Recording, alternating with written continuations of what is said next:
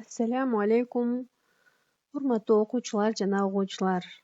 Ош мамлекеттик университети Ыйман гимназиясы кайрадан эле араб тили сабагы. Мугалим Бакирова Гүлшан. يا طلاب الأحباء والسامعون، نتعلم في هذا الدرس أنواع الكلمة وحروف الجر. Сүйүктүү окуучулар, биз бүгүнкү сабагыбызда сөз түрлөрүн жана алардын ичинен жардамчы сөздөр же болбосом харфу жарларды өтөбүз. Урматтуу окуучулар, биз араб тилинде жалпы сөздөр 3 бөлүмдөн турат деп айтканбыз. 3 түргө бөлүнөт деп айтканбыз. Булар ал-исму, зататоч, ал-фи'лу, этиш, ал-харфу, жардамчы сөздөр. Аларды мисалдар менен карап көрөлү. Ал-исму qalamун, haqibатун, waladun, sayyaratun, baytun. Al-fi'lu etiş sözdür.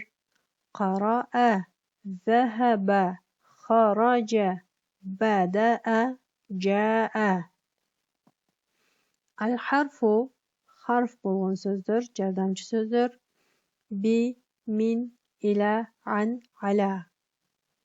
Бул 3 тür сөздөн биз бүгүнкү сабагыбызда жардамчы сөздөр же болбосом харфу жарларды өтөбүз. Хуруфул жар. Харфул жар бир жардамчы сөз, хуруфул жар жардамчы сөздөр деген мааниде. Харфу жарлардын харф болгон жардамчы сөздөрдүн ичинен биз эң көп колдонулган харфу жарларды өтөбүз бүгүнкү сабагыбызда. Маанилерине карап көрөлү. Мин харфи жары дан ден мүчөсүн билдирет. Ила харфи жары га ге мүчөсүн билдирет. Ал-каф же болбосом каф тамгасы сыяктуу деген мааниге келет. Ан харфи жары дан ден мүчөсүн аткарат. Аллам же болбосом лам тамгасы үчүн же болбосом нин мүчөсүнүн маанисине келет. Ала харфи жары даде мүчөсүн аткарат.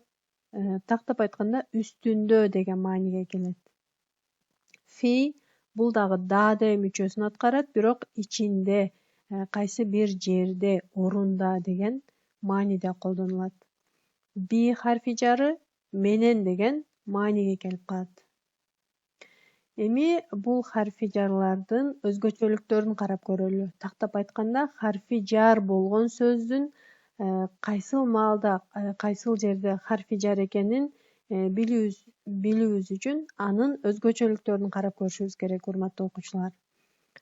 Харфи жарлар дайыма исм же болбосом зат атооч сөздөрдүн алдынан келет. Демек, харфи жарлар фиил же болбосом этиш сөздөрүнүн алдынан келбейт. Андан кийинки дагы бир өзгөчөлүгү, харфи жарлар өзүнөн кийинки келген сөздүн акыркы харекесин касра кылат. Бул эки өзгөчөлүктөрдү дайым эстеп жүрөлү, урматтуу окуучулар. Себеби ушул өзгөчөлүктөрдү ташыган сөздөр демек харфи жарлар болуп эсептелет. Амсилатун өрнөктөр. Биз бул харфи жарларга өрнөктөрдү карап көрөлү, сүйлөм ичинде колдонулушун карап көрөлү. Биринчи ан харфи жарын карап көрөлү. Кул ан мадрасатин. Өзгөчөлүгүн карап көрөлү. Ан харфи жары бул жерде исим сөздөн мурда келген жана сөздүн акыркы тамгасын касралуу кылган. Мектеп жөнүндө айтып бер. Бул жерде ан харфи жары жөнүндө деген мааниге келген. Бауда хафилатун ан кариятин. Автобус айылдан алыстады. Бул жерде харфи жар исим сөзүнүн алдынан келген жана акыркы сөздүн харакесин касра кылган.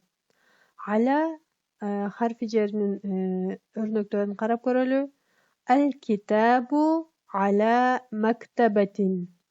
Kitap stoldun üstünde. Ala harfi jeri bul jerde isim sözdün murda kelgen jana özünün kийинки tamganın akırkı harekesini kasra kılgan. Al-miftahu ala tawilati. Açkıç stoldun üstünde. Ala harfi jeri bul jerde isim sözgө kelgen. İsim sözdөрүнүн özgöçөлүктөрүнүн birösü alif lam du boluşu. Alif lam du болгон сөздүн башына келген дагы акыркы тамгасын касралуу кылган. Min harfi жарынан карап көрөлү. Jaa abi min masjidin. Menin atam mechitten keldi.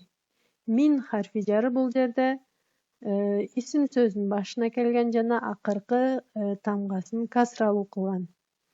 Хаража Алiyun min beytin. Ali үйдөн чыкты. Min harfi jeri үйдөн дегендин дөн мүчөсүн билдирип жатат. Жана исимдин башына келген жана акыркы тамгасын касралуу кылган. Ila harfi jары Zahabtu ila medinati Uş. Oş şahrına bardım.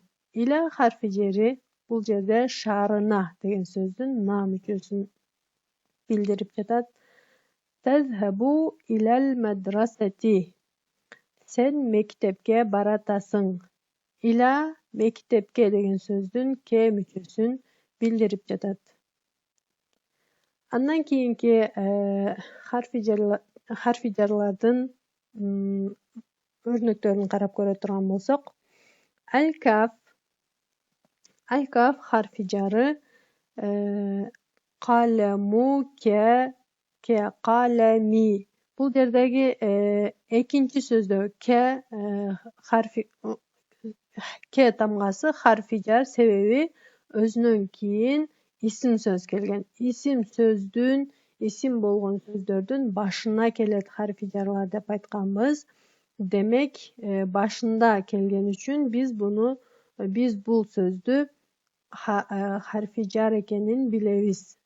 Senin kaleming menin kalemim сыяктуу. Ka harfi jeri бул жерде сыяктуу деген мааниге келип жатат. Жана өзүнөн кийинки сөздүн харекесин касралуу кылып жатат.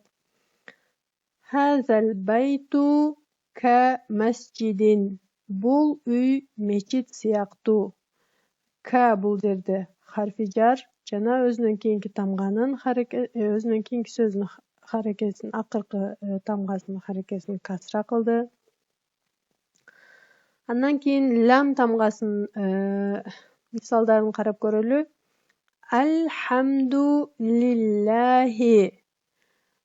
Бул жерде lillahi деген сөздүн башындагы li тамгасы harfi jar болду жана шүгүрчүлүк Аллахка гана таандык, үчүн деген маанилерге келет дедик.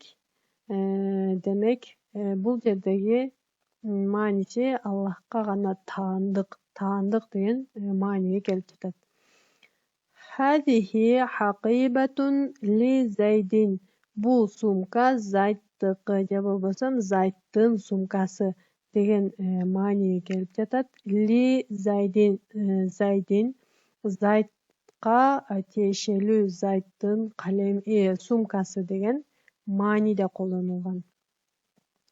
Ал эми fi harfi jары жерлер үчүн, орундар үчүн колдонулат дедик. Даада мүчөсүн болуп колдонулат дедик. Fi ghurfati kursiyun va maktabatun. Менин бөлмөмдө стул жана стол бар. Fi ghurfati исим сөзгө келген жана ичинде даде мүчөсүн билдирип жатат. Madrasati fi madinati Uş. Менин мектебим Ош шаарында. Fi madinati шаарында деген мүчөнү аткарып жатат. Bi harfi jары катапту бил калеми. kalem menen жаздым. Bi menen деген маанеге келет деп айттык урматтуу окуучулар. Жана сөздүн исим болгон сөздүн башына келип жатат. Ал калем деген бул исим жана акыркы тамгасын касралуу кылып жатат. Андан кийин абдау бисмиллахи, Аллахтын аты менен баштаймын. Би бул жерде харфи жар, исми, исм деген сөз бул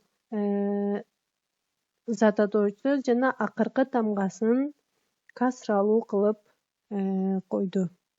Демек, урматтуу окуучулар, биз бүгүнкү сабакта араб тилиндеги сөздөрдүн үчкө бөлүнүшүн жана бул үч түрдүн бирөөсү болгон харфтардын ичинен эң көп колдонулган харфи жарлар боюнча сабак өттүк.